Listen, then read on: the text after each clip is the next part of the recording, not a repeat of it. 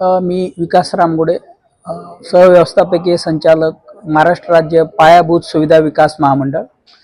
आज या ठिकाणी PSEA जी प्रोफेशनल स्ट्रक्चरल इंजिनियर्स असोसिएशनने या ठिकाणी चेनाब ब्रिजच्या अनुषंगाने दोन महत्त्वाचे परिसंवाद अरेंज केलेले होते।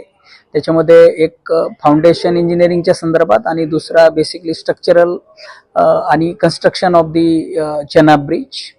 तर हा पहिलाच कार्यक्रम जो PSEA ने या ठिकाणी अरेंज केला आहे त्याला अत्यंत उत्स्फूर्त प्रतिसाद लाभलेला आहे।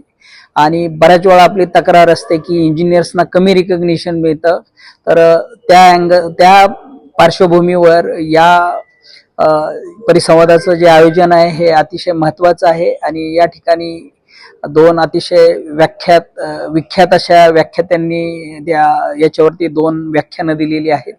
आणि PSEA ही जी नव्यानं स्थापन झालेली संस्था आहे, या संस्थेच्याकडून असंच पुढे भरीव कार्य हो त्याबद्दल मी त्यांना शुभेच्छा देतो आणि मी या ठिकाणी थांबतो।